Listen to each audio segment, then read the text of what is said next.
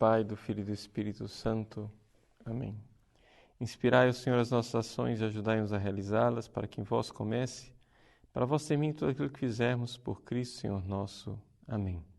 Santa Maria, Mãe de Deus, rogai por nós, em nome do Pai, do Filho e do Espírito Santo. Amém. Muito bem, estamos na nossa aula número 13 de Catecismo a respeito dos sentidos da Sagrada Escritura. Nós vimos na aula passada uma grande polêmica que existe atualmente na Igreja, que é a contribuição da exegese histórico-crítica. O que é isso, exegese histórico-crítica? É uma forma de interpretarmos a Sagrada Escritura conforme os métodos científicos de interpretação, como se usa para documentos históricos antigos, né? Como se você descobrisse, sei lá, um papiro em uma pirâmide egípcia e você vai interpretar aquilo com métodos históricos. Então você pega a Bíblia como se fosse um papiro antigo e interpreta naquele método histórico. A Igreja chega e diz, isso é bom, isso é positivo, isso é ótimo. Problema, não pode parar por aí. Ou seja, nós precisamos dar o segundo passo, que é o sentido espiritual das Sagradas Escrituras. Então, nós vimos alguns princípios, gostaríamos de aprofundar esses princípios, porque passamos bem rapidamente na aula passada.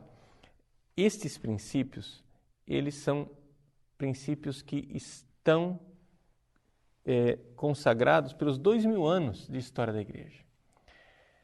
Para retomar o que nós estávamos falando na aula passada, gostaria de começar, nós estamos no número 115 do nosso catecismo, mas não quero começar com o texto do catecismo, não.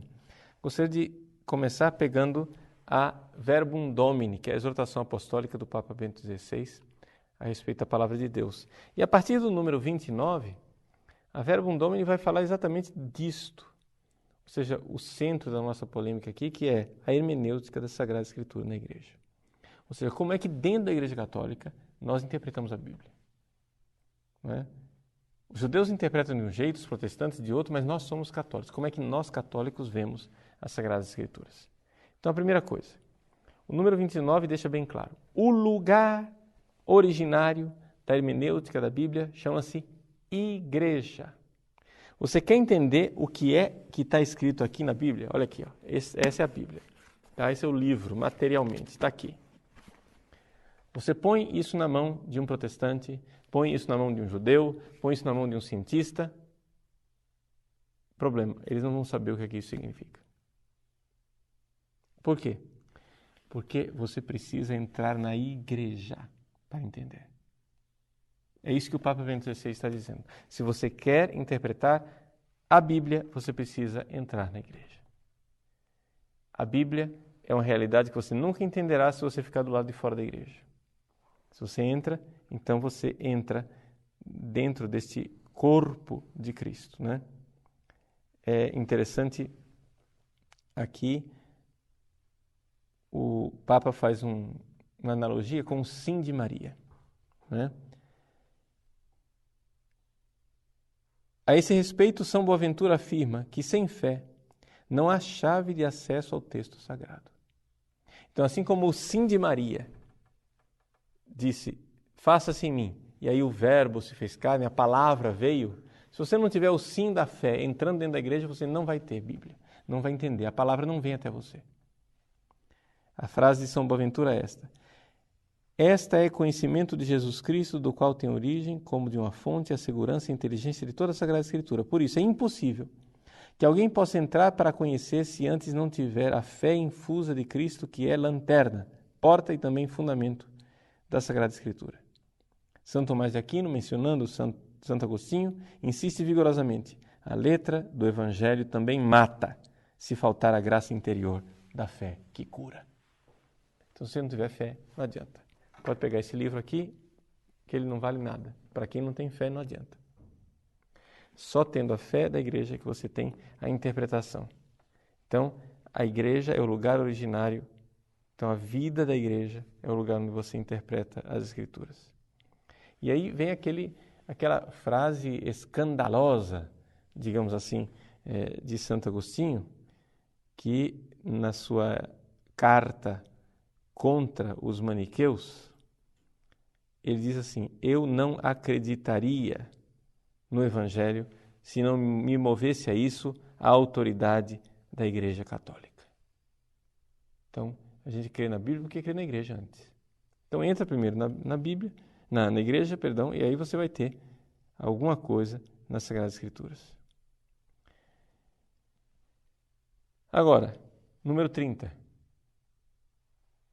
Mesmo assim, a importância da Bíblia é enorme. Por quê? Porque a Bíblia ela é a alma da Sagrada Teologia. Como é que você vai fazer teologia se você não tiver Bíblia? Se você não usar a Sagrada Escritura. Então, aqui o Papa diz com toda clareza. E o Papa recorda que nos tempos recentes, número 32 e seguintes, o magistério da Igreja cresceu muito nessa orientação mais específica. Então, assim como houve um crescimento da exegese histórico-crítica, a Igreja então se sentiu convocada a dizer uma palavra a respeito do jeito de ler a Bíblia. Então, o magistério recente tem alguns documentos importantes. Do Papa Leão XIII, a Providentissimus Deus, e do Papa Pio XII, a Divino Afflante Spiritu. Para não falar, e aí, número 34 em diante, da Dei Verbum, que é aquela que está nos acompanhando, né, enormemente nesses nossos estudos, nessas nossas aulas. Muito bem. Aí vem o número 35, que nós já lemos e comentamos longamente na aula passada, com as letras A, B e C, né, onde se fala de um perigo de uma hermenêutica secularizada. O sujeito decreta e diz assim, não, Deus não intervém na história. Logo, se Deus não intervém na história, tudo que tiver aqui na Bíblia como intervenção divina tem que ter uma explicação humana, uma explicação secular. Existem alguns livros que parecem ser aparentemente piedosos, mas na verdade eles são ímpios. Por exemplo, um livro famoso chamado E a Bíblia Tinha Razão. Esse livro, ele é um livro que pega os fatos milagrosos da Bíblia e coloca uma explicação totalmente esvaziada, né? Por quê? Você, sei lá, explica as águas do Egito se tornaram sangue. Aí explica por que algas marinhas de não sei que coisa, ou então intervenção vulcânica, isso, aquilo, não sei o que, e aí a água ficou vermelha. Ou seja, a partir da coisa, né, é vista como sendo sempre uma questão científica. Não houve intervenção divina. Veja, eu não estou dizendo que tudo que está na Bíblia, dito como milagre, foi milagre necessariamente. Pode ser que tenha acontecido, né, alguma coisa assim. A água ficou vermelha e foi interpretado como um castigo de Deus, isso, aquilo, etc. Isso eu não estou excluindo. Mas o que eu estou aqui denunciando é essa mentalidade. Então, esse livro, a Bíblia, né, e a Bíblia Tinha Razão, que é um livro que ficou famoso, né, ao longo da década de 70, eu me lembro, meu pai tinha esse livro, né? O livro escrito por Werner Keller, né? Tentando demonstrar, tentando salvar a Bíblia. Tudo bem, homens bem intencionados que queriam salvar a Bíblia, na verdade destruíram. Porque o cara quis mostrar que a Bíblia tinha razão, esvaziando qualquer intervenção divina. Quis salvar a Bíblia como documento histórico de algum processo humano. Então, negócio evidente que não funciona. Bom, no número 36 da Verbum Domini, se fala da necessidade evidente de nós termos uma abordagem racional, que existem espaços para a racionalidade e uma harmonia entre fé e razão. E então chegamos finalmente ao número 37, sentido literal e espiritual da Bíblia, que é do que trata a nossa aula de hoje, mais especificamente no nosso catecismo. Então, o número 37 da Verbum Domini explica aquilo que está no número 115 do nosso catecismo até 119. O que é que se quer renovar com essa explicação do sentido da Escritura. Os padres sinodais, né, lembraram nas discussões dele que nós católicos devemos retomar a tradição, né, dos grandes comentaristas do passado, em que nós vemos claramente que existem dois sentidos da Bíblia. Um sentido literal e um sentido espiritual. O que quer dizer esse duplo sentido, o literal e o espiritual? Significa o seguinte, que, em palavras pobres, Jesus é a chave de leitura da Bíblia como um todo. Então, você pega alguns textos da Bíblia, vamos supor, a saída do povo de Israel que foi libertado do Egito. E o sentido literal é exatamente esse. Deus pegou o povo que era lá escravo do faraó, atravessou o Mar Vermelho e então chegou na Terra Prometida. Tá bom? Foi isso que aconteceu. Literalmente, é isso que está aí.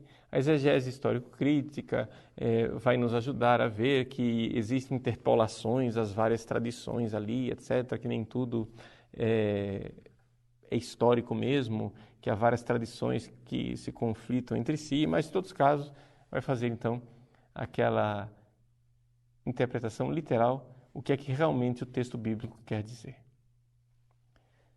Mas nós não podemos parar por aí. Por quê? Porque todas as Sagradas Escrituras nos falam de Jesus. Então, aí surgem os chamados o sentido espiritual, que é o segundo andar. E o segundo andar, o sentido espiritual, ele tem 3 sentidos que são tradicionais. É o alegórico, o moral e o anagógico. Então, vamos supor, vamos pegar aqui um texto, literalmente, Moisés pega o povo que estava no Egito, que era escravo, e levou para o deserto, depois de um tempo no deserto, eles vão para a Terra Prometida. Muito bem. Qual é o sentido literal? Já entendemos. Qual é o sentido alegórico? Bom, nós podemos ler na água do Mar Vermelho o batismo, uma alegoria com o batismo. Ou nós somos libertados do faraó, uma alegoria com o demônio.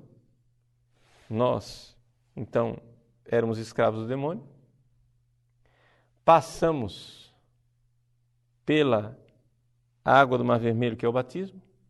A água do Mar Vermelho se abriu por causa da vara de Moisés, analogia com a cruz de Cristo. Nós então passamos, o faraó, carro e cavaleiro foram afogados, é o pecado que é destruído.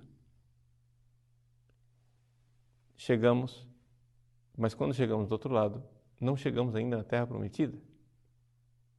Estamos no tempo da provação, no tempo do deserto, e é esse nosso tempo aqui de vida na igreja. E assim você vai tirando os sentidos alegóricos daquilo que está lá com a nossa vida cristã.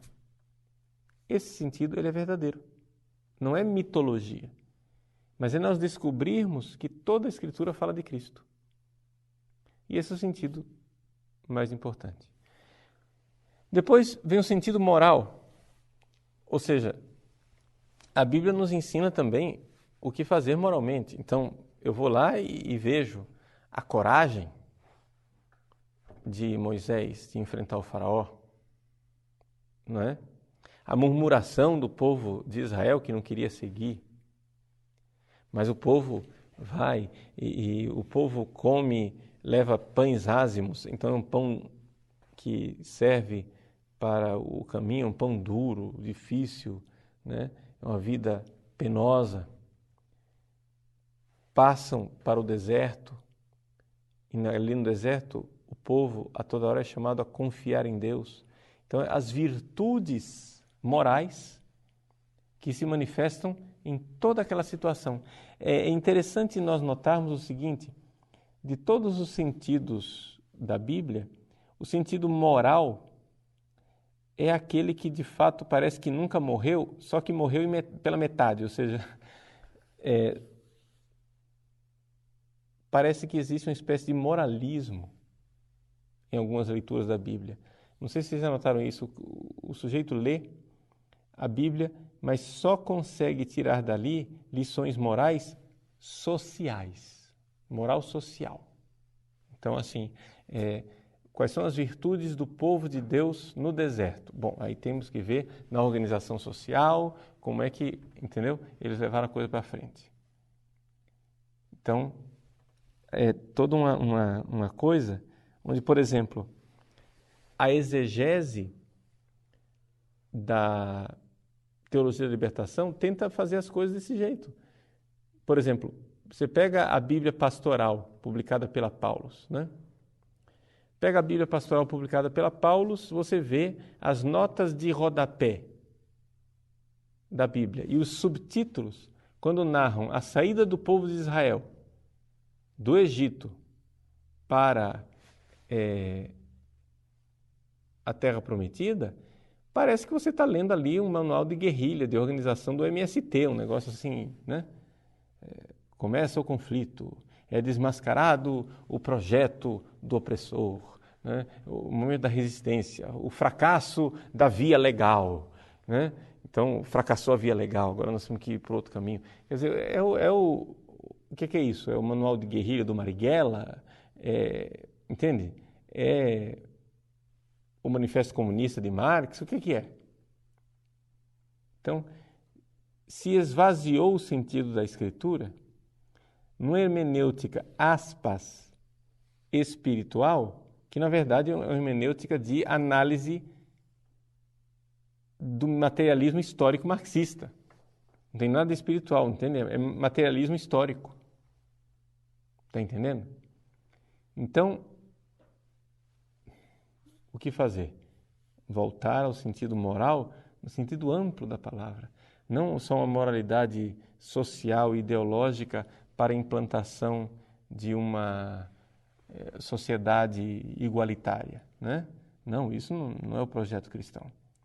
Mas levarmos a uma leitura moral das virtudes verdadeiras dos cristãos, olhando para aquele povo que caminha no deserto, né? Mas que ali encontra realmente alimento, né? Espiritual para manter as suas virtudes com a graça de Deus, né? Porque tudo isso supõe a graça de Deus. Terceiro sentido espiritual é o anagógico. Anagógico significa aqui o sentido de o que diz respeito ao céu. Anagogé quer dizer ir para cima. Ou seja, nós vamos subindo. Anagogia. Somos guiados, né, para o alto. Então, a nossa salvação é eterna. Então, tudo aquilo que nós falamos tem um sentido também da salvação eterna. Por exemplo, quando eu leio a libertação do povo de Israel no Egito e vejo que literalmente eles passam 40 anos no deserto e depois entram na Terra Prometida atravessando o Rio Jordão, eu posso então ver que na realidade a Terra Prometida, para onde nós estamos indo, é o céu e que essa luta do povo de Deus, a aprovação do povo de Deus no deserto, está me falando para onde eu devo ir. É o céu, é a realidade espiritual da salvação que virá. Esse é o sentido anagógico. Então, não sei se deu para entender, né? Quando eu falo de Bíblia, eu falo de dois níveis. O primeiro nível, básico, literal, aqui a exegese histórico-crítica pode agir como ela quiser, mas ela é insuficiente. Eu preciso passar para um segundo nível, sentido espiritual, e no sentido espiritual, tradicionalmente, nós temos três aspectos. Analógico, onde eu vejo claramente a pessoa de Cristo, enquanto nosso Salvador e a ação de Cristo na história. Moral, onde eu vejo o Cristo como modelo de virtude em todas as atitudes morais que são ensinadas pela Bíblia. E a anagogia, onde eu vejo o Cristo como o meu Salvador e a pátria celeste, que é estar com Ele na eternidade. Então é isso um pouco que nós temos nos vários sentidos das Sagradas Escrituras. Para concluir, ler o que o Papa nos diz no número 38. Ele diz assim, só o subtítulo já nos esclarece, a necessária superação da letra. Ou seja, para se recuperar a articulação entre os diversos sentidos da Escritura, torna-se então decisivo identificar a passagem entre letra e espírito. Não se trata de uma passagem automática e espontânea, antes é necessário transcender a letra. E aqui o Papa, então, cita um discurso que ele mesmo fez ao Collège de Bernardin, em Paris, em 2008. E ele diz assim, de fato, a palavra do próprio Deus nunca se apresenta na simples literalidade do texto. Se você ficar só no primeiro nível, aquilo lá não é palavra de Deus. Isso é um documento histórico. Para alcançá-la, é preciso transcender a literalidade num processo de compreensão que se deixa guiar pelo movimento interior do conjunto e, portanto, deve tornar-se também um processo de vida. Descobrimos assim o motivo por que um autêntico processo interpretativo nunca é apenas intelectual, mas também vital. Você tem que ter vida na coisa. Que requer o pleno envolvimento na vida eclesial enquanto vida segundo o Espírito. Então, se nós não tivermos realmente a vida de igreja, a vida de fé, nós nunca vamos saber ler a Bíblia. No número 39, o Papa nos fala da unidade intrínseca da Bíblia, que nós já assinamos na aula passada, quando no número 112 se falava do conteúdo e unidade da Escritura inteira. O Papa faz uma bela citação de Hugo de São Vítor, dizendo assim, toda a Escritura divina constitui um único livro e este único livro é Cristo. Fala de Cristo e encontra em Cristo a sua realização. É aquilo que nós estamos tentando enfatizar aqui para você. No número 40, o Papa fala da relação entre o Antigo e o Novo Testamento, 42 das páginas obscuras, 43 da relação entre os cristãos e os judeus leem as Escrituras de uma forma completamente diferente da nossa, e no número 44 do problema das interpretações fundamentalistas. Finalmente, nos últimos números, o Papa trata do diálogo entre pastores, teólogos e exegetas, para dizer que o magistério tem uma função nessa história toda, algo a dizer. A Bíblia é um instrumento também para o ecumenismo e que os estudos dentro dos seminários devem ser organizados para que se tenha um estudo das Sagradas Escrituras. Os santos nos ajudam a interpretar as Escrituras e termina então essa parte no número 49. Então, do número 29 ao número 49 do documento Verbum Domini, nós temos aí bastante material para a nossa leitura, para o nosso conhecimento, para o nosso aprofundamento. Espero que você, então, não fique somente no texto que está aqui no Catecismo, mas saiba se alimentar também desse documento extraordinário, a Verbum Domini, do Papa Bento XVI. Deus abençoe você. Nos vemos na aula que vem, se Deus quiser. Em nome do Pai, do Filho e do Espírito Santo. Amém.